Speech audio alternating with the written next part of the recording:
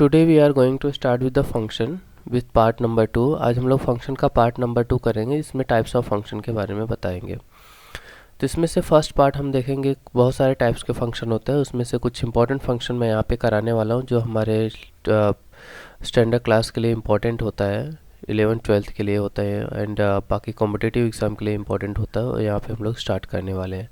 तो part number 2 यहाँ पे टाइप्स ऑफ फंक्शन के बारे में देखेंगे। तो हम लोग फर्स्ट पार्ट देखेंगे एक्सपोनेंशियल फंक्शन क्या होता है।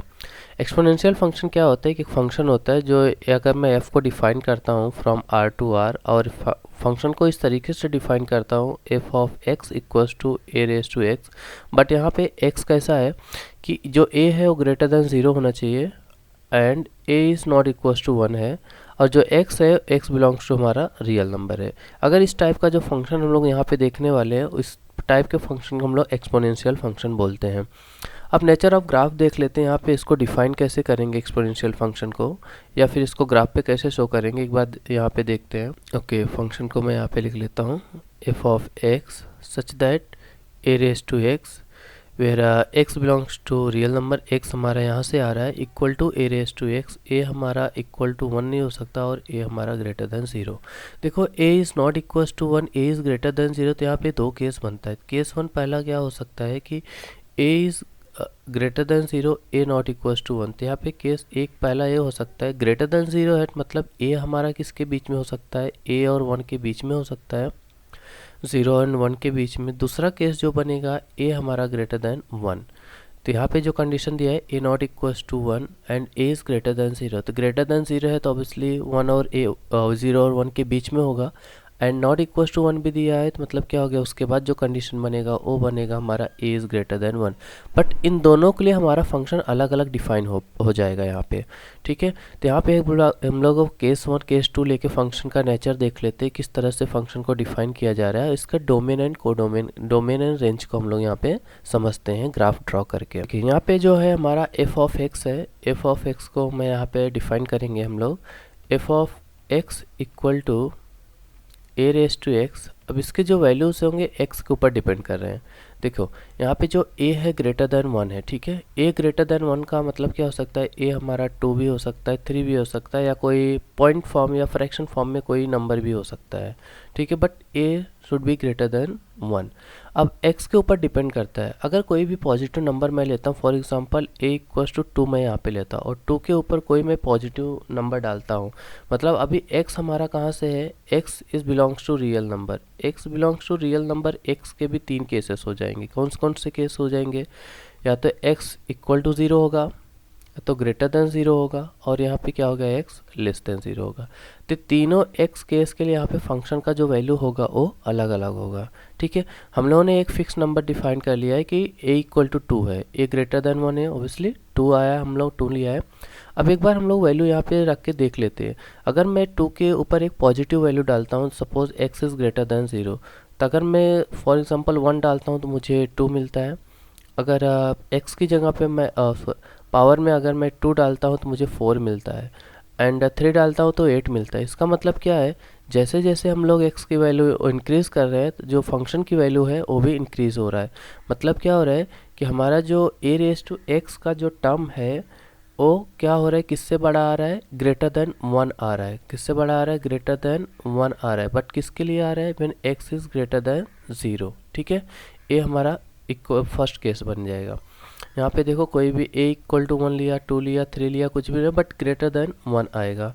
अब अगर मैं x इक्वल टू 0 लेता हूँ, कोई भी नंबर के पावर में अगर मैं 0 रखता हूँ तो यहाँ पे वैल्यू क्या हो जाएगा, 1 हो जाएगा। तो इसका मतलब जो फंक्शन x डिफाइन होगा x इक्वल टू 0 के लिए इक्वल टू 1 हो जाएगा, ठीक है।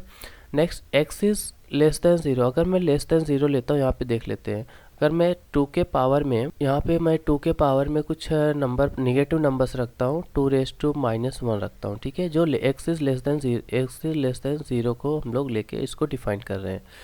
तो 2 is power less than x is less than 0, तो यहाँ पे क्या हो जाएगा, 1/2। 2 के पावर में -2 रखा है तो मुझे मिल जाएगा 1/4, एंड 2 के पावर में -3 रखा तो मुझे मिल जाएगा 1/8। तो इसका मतलब क्या हो रहा है, ये जो वैल्यूज़ है, जो भी फ्रैक्शन के जितने वैल्यूज़ हैं नियर बाई किसके पास जा रहे हैं, 0 के पास जा रहे हैं। तो इसका मतलब क्या हो जा रहा है कि जो x is less than zero हम लोग रख रहे हैं, x is less than zero, इसकी जो वैल्यू डिफाइन होगी यहाँ पे क्या हो जाएगी, o 1 से कम हो जाएगी। ठीक है, तो यहाँ पे जो हमारा वैल्यू होगा o लेस देन 1 हो जाएगा। यहाँ पे मैं इक्वल टू 1 डाल देता हूँ। तो होप दैट ए केस के लिए particular a is greater then 1 के लिए आपको ये समझ में आ गया फंक्शन का नेचर क्या होगा और किस तरीके से इसको डिफाइन कर सकते हैं। तो f of x equals to a raise to x increases as a value of x increases. कब होगा, जब ये केस में ए हमारा जो होगा ग्रेटर देन 1 होगा। एक्स की वैल्यू बढ़ेगा, देखिए एक्स की वैल्यू आप इंक्रीज कर रहे हो तो हमारी जो वैल्यू होगी ग्रेटर देन 1 आ रही है। इसको हम लोग एक बार एक्सिस पे डिफाइन करके एक बार ग्राफ ड्रॉ कर लेते हैं। उसके बाद जो हमारा डोमेन और रेंज आएगा उसको हम लोग समझ लेंगे। Y and this is your y dash and x and this is your x dash. यहाँ पे आपका 0 है, ये आपका 0 हो गया। ठीक है, तो 0 हो गया। x के पॉइंट लेते हैं 1 एंड दिस इज़ 2 3 एंड 4। यहाँ पे होगा -1 -2 -3 -4 डॉट डॉट। एक बार इसको डिफाइन कर ले। देखो x इक्वल टू 0 में इनपुट जो भी है आपका, जो x एक्सिस है ये आपका इनपुट का काम करेगा। मतलब जो x के एक्सिस के ऊपर जो भी वैल्यूज़ हैं आप उसको यहाँ पे सब्स्टिट्यूट करेंगे और जो y के इक्वल में आएगा आपका ये y एफ ऑफ x जो होता है y होता है। ठीक है, तो y equal to f of x जो बनेगा ए रेज टू x के पावर में। अब यहाँ पे ग्राफ का नेचर ऑफ ग्राफ क्या होगा कि जो x का वैल्यू हम लोग इक्वल टू 0 इनपुट कर रहे हैं तो y की वैल्यू मुझे 1 आ रहा है। देखो यहाँ पे 1 आ रहा है, y equal to means f of x equal to यहाँ पे देखो 1 आ रहा है। तो इसका मतलब क्या हो जाएगा, पहला पॉइंट हमको यहाँ पे मिल गया जिसको हम लोग 0,1 भी बोल सकते हैं। ठीक है, क्योंकि 0 इनपुट किया तो अगर मैं यहाँ पे कोई भी कोऑर्डिनेट रखूँगा 2, अगर फॉर एग्जांपल 4 आ रहा है तो 2 हमारा इनपुट होगा, 4 हमारा आउटपुट होगा। ठीक है, तो यहाँ पे इस तरीके से हम लोग इसको डिफाइन करेंगे। तो यहाँ पे हम लोगों ने x इक्वल टू 0 इनपुट किया तो हमारा आउटपुट क्या आ रहा है, 1 आ रहा है। ठीक है, नेक्स्ट कंडीशन में अगर मैं x इज़ ग्रेटर देन 0 लेता हूँ, for example x equal to मैं 2 लेता हूँ। ठीक है, तो x इक्वल टू 2 ले रहा हूँ तो कोई भी वैल्यू रहेगी उसकी वैल्यू ग्रेटर देन 1 ही आ रही है। देखो ग्रेटर देन 1 आ रहा है, ग्रेटर।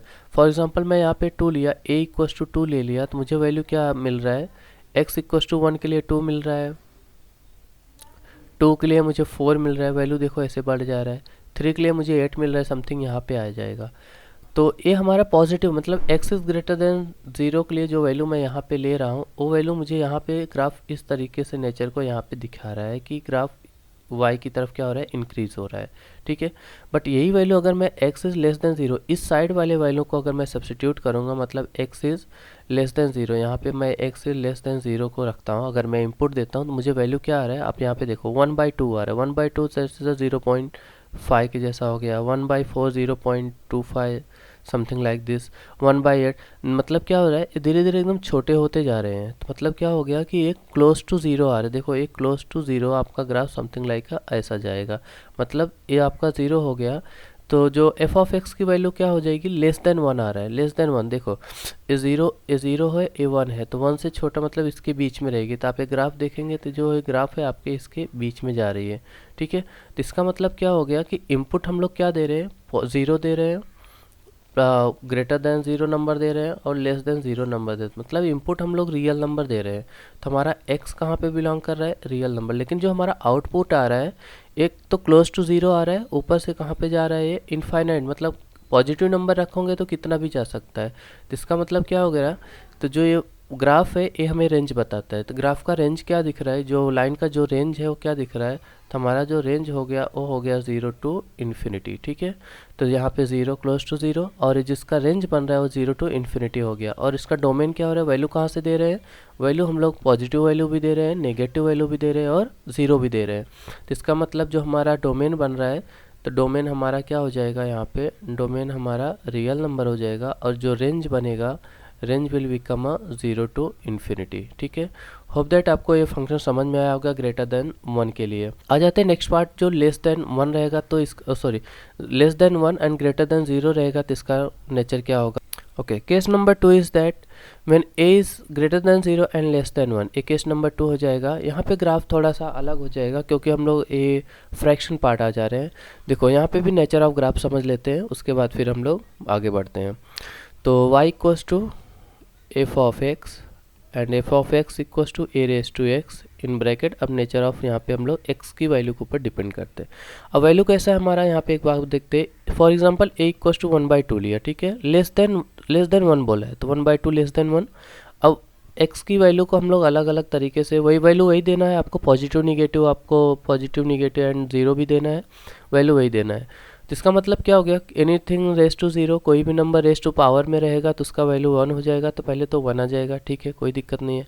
अब आ जाते हैं less than 0 and greater than 1 के लिए। तो यहाँ पे एक्स इज़ लेस देन 0 हो गया and x is greater than 0 के लिए देखते हैं, ठीक है। तो 1/2 लिया, तो अगर मैं 1/2 के ऊपर मैं -1 अप्लाई करता हूँ तो मुझे वैल्यू क्या आ रहा है, 2 आ रहा है समथिंग, ठीक है। तो अगर मैं 1/2 के ऊपर -2 अप्लाई कर रहा हूँ, सो दिस बिकम 4, ये मुझे ये वैल्यू 4 कैलकुलेट करके दे रहा है। 1/2 के ऊपर -3 अप्लाई किया तो मुझे वैल्यू कितना दे रहा है, 8 दे रहा है। इसका मतलब क्या हो रहा है कि जो ए वैल्यू है -1, -2, -3, तो हमें y के कैसा है, y का जो वैल्यू आ रहा है वो पॉजिटिव, इसको आप y एज्यूम करो, ठीक है, y एज्यूम करते हैं हम लोग, ये जो y की वैल्यू है एफ ऑफ एक्स। तो हमारा इनपुट क्या है, नेगेटिव नंबर है, लेकिन आउटपुट क्या आ रहा है, पॉजिटिव नंबर आ रहा है। तो अगर मैं लोकेट करूँगा इस पॉइंट को ग्राफ के ऊपर, तो anything raise to 0 that is 1, तो आपका अगेन y का वैल्यू 1 आ रहा है, कोई दिक्कत वाली बात नहीं। बट यहाँ पे अगर आपने देखा कि x इज़ लेस देन 0, अगर मैं x इनपुट मतलब इस साइड वाले इनपुट को प्रोवाइड करता हूँ y में, इस साइड वाले लेस देन 0 को अगर मैं इनपुट डालता हूँ तो मुझे जो वैल्यू आ रहा है वो पॉजिटिव आ रहा है। मतलब अगर -1 डाला तो मुझे यहाँ पे 2 मिल रहा है, ठीक है, -2 डाल रहा हूँ तो मुझे यहाँ पे समथिंग 4 मिल रहा है, तो -3 डाल रहा हूँ समथिंग मुझे यहाँ पे 8 मिल रहा है। फिर से वही ग्राफ, मतलब क्या हो गया, अब थोड़ा सा उल्टा हो गया ग्राफ। बट अगर मैं पॉजिटिव नंबर डालता हूँ, अगर मैं यहाँ पे पॉजिटिव नंबर इस साइड लिखता हूँ एक्स इज़ ग्रेटर देन 0 के लिए, 1/2 के ऊपर यहाँ पे मैं जो नंबर डालूंगा, सपोज 1 डालूँ तो मुझे 1/2 मिलेगा। 1/2 पे -2 डालूंगा तो मुझे will get 1/4, again 1/2 power to the 3 equals to 1/8। Okay, so we are getting number close to 0। तो यहाँ पे भी सेम वही पैटर्न हो रहा है, बस ग्राफ क्या हो गया, टोटली उल्टा हो गया। अब यहाँ पे देखेंगे कि आपका जो ये जो वैल्यूज़ है क्लोज टू 0 जा रहा है, जितने भी आप इनको कैलकुलेट करोगे समथिंग वो 0.5 से स्टार्ट होगा, 0.25, सो देखिए ये 50 है, 0.25 है, 0.125, इसका भी हाफ इधर हो जाएगा, तो सब देखिए हाफ क्लोज टू 0 जा रहे हैं। तो क्या हो जाएगा ग्राफ, नेचर ऑफ ग्राफ क्या हो जाएगा, अगर मैं यहाँ पे कनेक्ट करूँगा तो ये ग्राफ कनेक्ट करूँगा तो ये भी कैसा हो जाएगा, इस टाइप का हो जाएगा। तो something like this is a graph for 1/2 और a raised to x, y equals to a raised to x when x is belongs to real number and a is less than 1 and greater than 0, ठीक है, a इस graph के लिए है। तो इसका अगर आप डोमेन एंड रेंज देखेंगे तो आपका वही जा रहा है। यहाँ पे देखेंगे रेंज, आपने रियल नंबर डाला, फिर से आपका आउटपुट भी वही आ रहा है, 0 to इन्फिनिटी आ रहा है, ठीक है। तो यहाँ पे क्या हो गया कि x इज डिक्रीज, जैसे जैसे हम लोग यहाँ पे x की वैल्यू बढ़ा रहे हैं, लेकिन वो x की वैल्यू क्या हो रहा है, डिक्रीज हो रहा है। देखो 1 2 3 तो वैल्यू क्या हो रहा है, डिक्रीज हो रहे हैं। वहाँ पे क्या था इसके पास ऊपर वाले ग्राफ में, यहाँ पे वैल्यू यहाँ पे कैसा है कि यहाँ पे x की वैल्यू हम लोग बढ़ा रहे हैं तो ग्राफ भी बढ़ रहा है। देखो इस साइड जो x की वैल्यू है, यहाँ पे हम लोगों ने जो वैल्यू दिया हुआ है x इज़ ग्रेटर देन 0, तो ग्राफ की जो ग्राफ है वो भी बढ़ रहा था। As x is greater than 0 y is also increasing. तो बट यहाँ पे क्या हो गया, रिवर्स हो गया है कि जैसे हम लोग x की वैल्यू बढ़ा रहे हैं y कैसा हो रहा है, डिक्रीज हो रहा है, क्लोज टू 0 है। आप इस साइड को देखिए, और यहाँ पे x की वैल्यू डिक्रीज कर रहे हैं तो y की वैल्यू क्या हो रहा है, इंक्रीज हो रहा है, ठीक है। तो हमारा इनपुट इस तरीके से वर्क करता है। तो अब दैट आपको ग्राफिकली समझ में आ गया कि एक्सपोनेंशियल फंक्शन होता क्या है, नेचर ऑफ ग्राफ भी समझ में आ गया होगा, एंड डोमेन एंड कोडोमेन समझ में आ गया। Come to the next graph, हम लोग अगले graph, okay, second graph is the logarithmic second function is the logarithmic function. इसको डिफाइन कैसे किया है, यहाँ पे देखिए, a is greater than 0 and a is not equals to 1, फिर से वही पार्ट आया, a is greater than 0, a is not equal a function defined by y equal to log x to the base a and x is greater than 0 is called logarithmic function। यहाँ पे देखते हैं, यहाँ पे define किया हुआ है कि log x to the base a equal to y, और y इक्वल टू आप ऐसे भी लिख सकते हो, y जो equal to f of x which is equals to log of x to the base a। आप और किस तरीके से लिख सकते हो, y equal to log of x to the base a and this will be, हम लोग इसको ऐसे भी लिख सकते हैं log a raise to y x equals to a raise to y. अब आप देखेंगे एक्सपोनेंशियल इसमें ज़्यादा फ़र्क नहीं है, सिर्फ इतना फ़र्क है कि यहाँ पे totally y equal to a raise to x होता था, वहाँ पे y equal to a raise to x होता है, बट यहाँ पे क्या है x equals to a raise to y है। तो लॉग एंड एक्सपोनेंशियल हमेशा एक दूसरे के अपोजिट ही होंगे, तो इसका मतलब क्या हो गया, यहाँ पे देखिए यहाँ पे टोटली अपोजिट हो गया है, y equal to a raise to x and x equals to a raise to y, तो इसका मतलब ग्राफ भी उल्टा ही बनेगा, डोमेन भी चेंज हो जाएंगे। तो हम लोग ग्राफ, नेचर ऑफ ग्राफ देख लेते हैं किस तरीके से ग्राफ को डिफाइन किया जाए, डोमेन एंड रेंज को डिसाइड करेंगे। तो y equal to f of x है, लेट मी डिफाइन फंक्शन को एक बार डिफाइन करता हूँ, and it is given by log x to the base a and this type.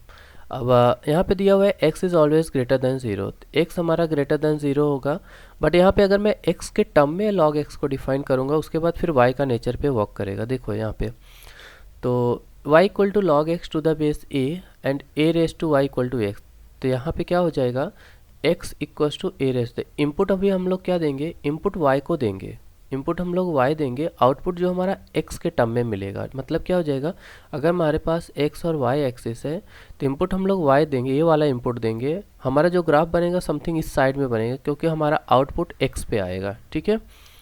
तो समथिंग लाइक दिस ऐसा बनने वाला है। तो यहाँ पे हम लोग बात पहले वैल्यू लिख लेते हैं, उसके बाद हम लोग नेचर ऑफ ग्राफ को अगेन यहाँ पे क्या हो जाएगा, फॉर एक्सिस यहाँ पे एक्सिस ग्रेटर देन ज़ीरो है, एक्सिस ग्रेटर देन ज़ीरो, तो यहाँ पे भी दो कंडीशन में आ जाएगा, x is greater than one when x is less than one and greater than zero, ठीक है, दो केस में यहाँ पे बनेगा। बट लॉग एक्स को अगर मैं डिफाइन यहाँ पे करूँगा तो जैसे कि हम लोगों ने ऑलरेडी अभी जस्ट एक्सपोनेंशियल फंक्शन को डिफाइन किया है, उसी तरीके से इसको डिफाइन करेंगे। तो यहाँ पे क्या हो जाएगा, log x की वैल्यू क्या हो जाएगी, लेस देन ज़ीरो आ जाएगा, किसके लिए, for zero less than x less than one. हम लोग ग्राफ ड्रॉ करेंगे उससे आपको और भी ज़्यादा क्लियर हो जाएगा, and obviously equal to zero हो जाएगा when x equal to one when x is greater than one, ठीक है। तो ये कंडीशन होगा, इसका मतलब क्या हो जाएगा, अगर मैं लॉग में वन की वैल्यू रखूँगा तो लॉग वन हमेशा क्या होता है, ज़ीरो होता है। देखो यहाँ पे x की वैल्यू अगर मैंने वन रखा तो मुझे यहाँ पे वैल्यू क्या मिल रहा है, यहाँ पे ज़ीरो मिल रहा है। अभी ये वैल्यू देखो, हाँ यहाँ पे उल्टा आपको थोड़ा देखना है, यहाँ पे y का यहाँ पे ज़ीरो दिया तो मुझे इनपुट कहाँ से दे रहा है, यहाँ पे x इक्वल टू वन दे रहा है। अब यहाँ पे देख लेते हैं y is less than zero, देखो ग्राफ को भी डिफाइन नेचर दूसरे तरीके से किया गया है, वहाँ पे हम लोग less than one greater than one लेते थे, बट यहाँ पे वैल्यू क्या आ रहा है, ये जो पार्ट है वहाँ पे डिफाइन होता था और ये पार्ट को हम लोग कंडीशन में रखते थे। बट अभी कैसा है कि जो डिफाइन होता था ये पार्ट को कंडीशन में रखा और जो पार्ट हम लोग डिफाइन होता था उसको हम लोगों ने यहाँ इक्वल टू में रखा है, ठीक है।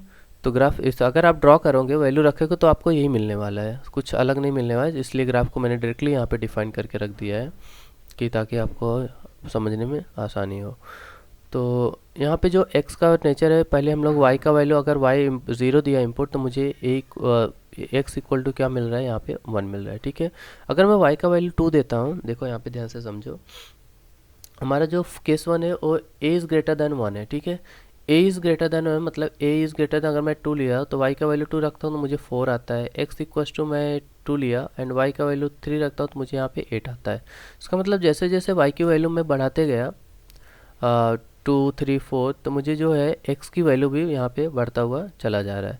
तो x की जो वैल्यू आ रही है वो किस तरीके से आ रहा है, यहाँ पे देखेंगे y इक्वल्स टू टू दिया तो मुझे x equals to four something यहाँ पे आ रहा है, फिर उसके बाद 8 आ रहा है, आप समझो 8 यहाँ पे होगा, बट ये वैल्यू जाएगा कहाँ पे, अब जो है यहाँ पे आ रहा है, अगर मैं y का इनपुट यहाँ पे नेगेटिव दिया, नेगेटिव देने का मतलब क्या, लेस देन ज़ीरो दिया, तो लेस देन ज़ीरो दिया तो मुझे क्या मिल रहा है, एक क्लोज टू ज़ीरो जाएगा। देखो अगर मैं यहाँ पे two raise to minus one लिखता हूँ तो वन बाई टू हो जाएगा, two raise to minus two लिखता हूँ तो वन बाई फोर हो जाएगा, two raise to minus three तो वन बाई एट हो जाएगा, ठीक है। तो ये क्लोज टू ज़ीरो जा रहा है, तो यहाँ पे क्या हो जाएगा, ये इस तरफ आ जाएगा, तो ये यहाँ इंक्रीज़ हो रहा है, ये यहाँ पे डिक्रीज है। देखो सेम सब कुछ वही है, सिर्फ यहाँ पे क्या हो रहा है, जो फंक्शन जो ग्राफ है वो टोटली दूसरे कोऑर्डिनेट में चेंज हो गया है।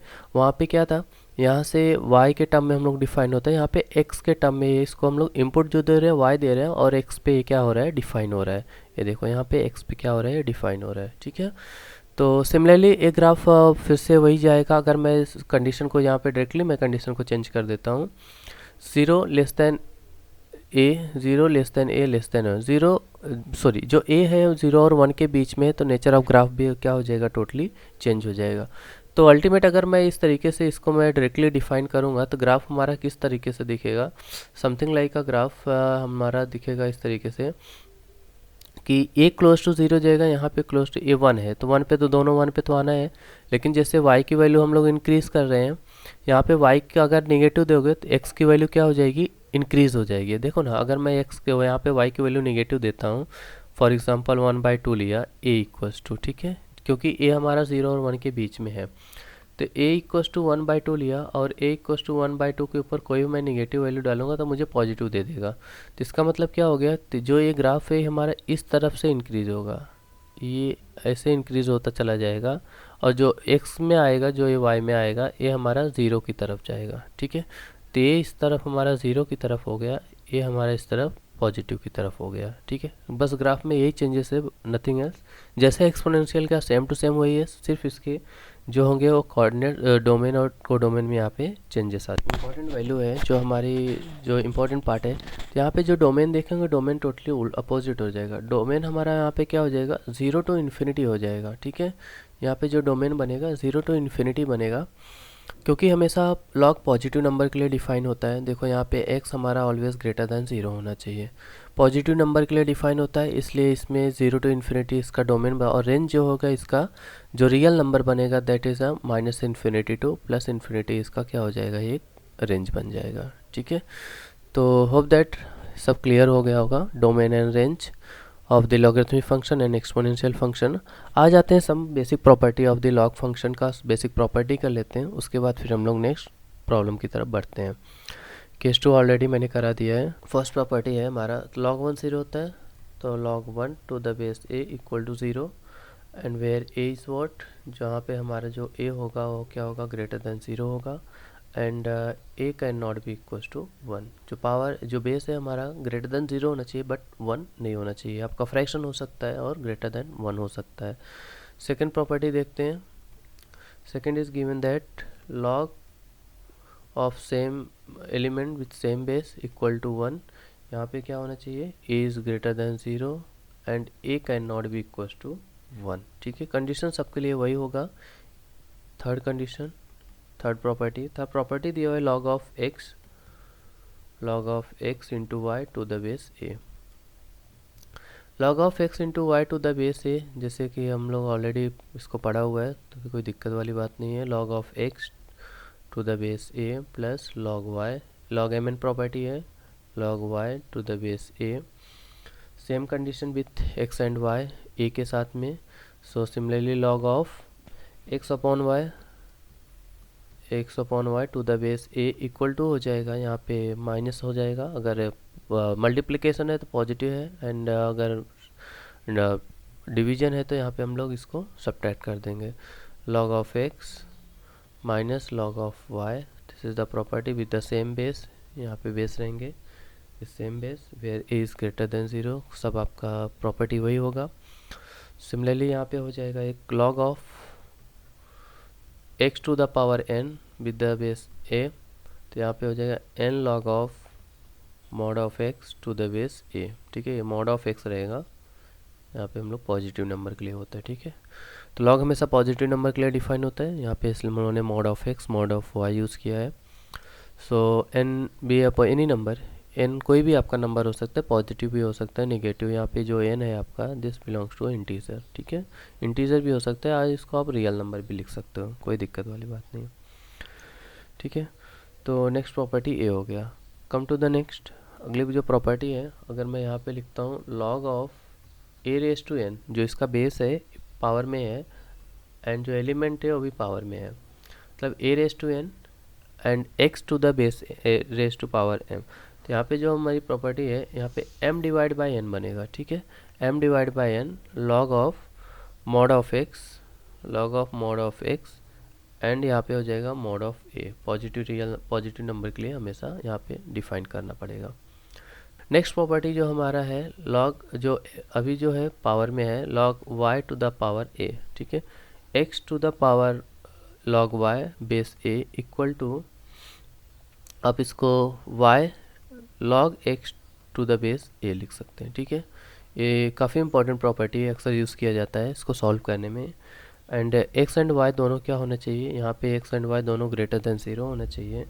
And property for the a is greater than 0, a is not equal to 0 सबके लिए वैलिड होना चाहिए। ठीक है, होप दैट आपको ये लॉगरिथमिक की प्रॉपर्टी समझ में आ गई होगी किस तरीके से apply. But most important property है लास्ट के जो 3 प्रॉपर्टी है, ये अक्सर यूज़ किया जाता है क्वेश्चन को सॉल्व करने में। यहाँ पे बेसिक है, ये तो समझ में आ जाता है, मल्टीप्लिकेशन है, डिवीजन है, हम लोग कर सकते हैं। बट यहाँ पे जो पावर वाली प्रॉपर्टी होती है, ये अक्सर टिपिकल सम्स को सॉल्व करने में यूज़ किया जाता है। ठीक है, नेक्स्ट इज द, यहाँ पे एक और है, one more property is there, इसको हम लोग लिखते हैं फ्रैक्शन फॉर्म में या रेसिप्रोकल फॉर्म भी बोलते हैं, और नॉर्मली इसको बेसिक प्रॉपर्टी है log x to the base a, इसको हम लोग लिख सकते हैं 1 upon log a to the base x। ठीक है, ये भी अक्सर यूज़ करते हैं, बट ठीक है, इसको आप लोग कंसिडर कर सकते हैं बेसिक प्रॉपर्टी। बट ये जो लास्ट की 3 प्रॉपर्टी है काफ़ी इंपॉर्टेंट है, यहाँ पे जो मैंने कराया हुआ है ये अक्सर यूज़ किया जाता है क्वेश्चन को सॉल्व करने में। Special this one, log x to the power m base is a raised to n equals to m divided by n log of mod of x part 2, and we have covered two function part, that is a exponential function and logarithmic function. Next part will be covered with the question set and some different types of the function, square function, cube function, reciprocal function. So many functions are there, but we'll take the little bit part, introductional part, because we need to solve the sums.